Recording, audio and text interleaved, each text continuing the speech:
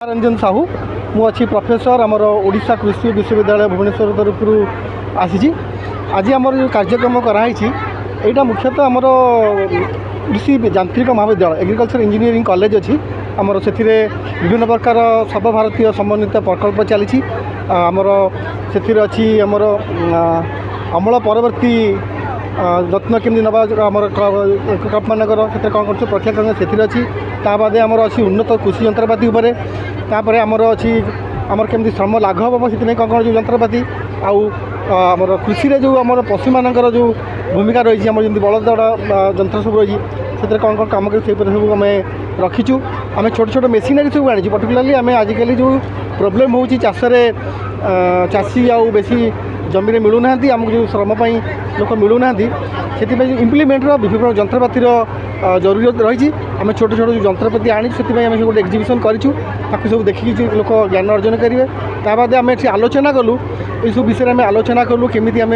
उन्नत कृषि जंत्रपाति व्यवहार कर आमर उत्पादन बढ़ई पारू और केवल उत्पादन नुह उत्पादन कलापर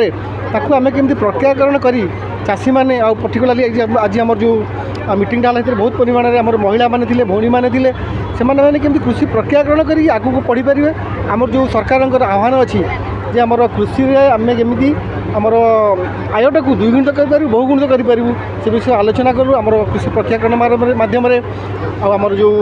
जंत्रपाति व्यवहार माध्यम आम निश्चित आम सफल हो पार धन्यवाद। कार्यक्रम एक्चुअली गोटे कृषि और कृषक सशक्तिकरण में केमी सहायक हो कार्यक्रम थी बहुत उपादेय जिनस रही विभिन्न विभागीय अधिकारी रही जो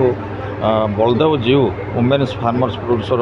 कंपनी जो माँ मैंने एक्चुअली कृषि क्षेत्र से इनवॉल्वमेंट रही शतकड़ा 90 भाग ताकू केमी आहरी दृढ़ीकरण करवा और आवश्यक होता कृषि कार्य आवश्यक होता विभिन्न उपकरण और सरकारी प्रोत्साहन जोड़ा रही केमी जोगेदेवा ये हूँ मूल लक्ष्य और आगामी दिन में आम ताकू कृषि विभाग और आनुषंगिक विभाग जो सरकारी सहायता रही जिला स्तरीय अधिकारी मानक डाकी केमी अधिक कार्यक्रम ये आम नहीं पारू और माँ मानकर आर्थिक स्थिति को सुदृढ़ करूँ ये लक्ष्य मत आज रखीचु। धन्यवाद। विराट कृषक मेला कृषि मेलार आयोजन कराई से गोटे प्रदर्शन व्यवस्था कराई आमर ओडिशा कृषि और वैषयिक विश्वविद्यालय अधीन गोटे अच्छी college of agriculture engineering and technology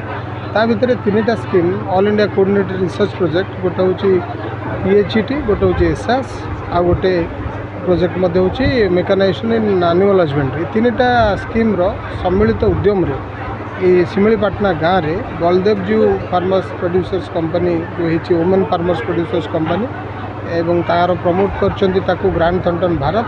से समस्त मिलित सहयोग में कृषक मेलार आयोजन कराई जो थे कि सब लाइन डिपार्टमेंटर कोलाबोरेशन थिला ता भीतर ब्रांच जो बैंक फाइनेंसिंग बैंक से माने थिले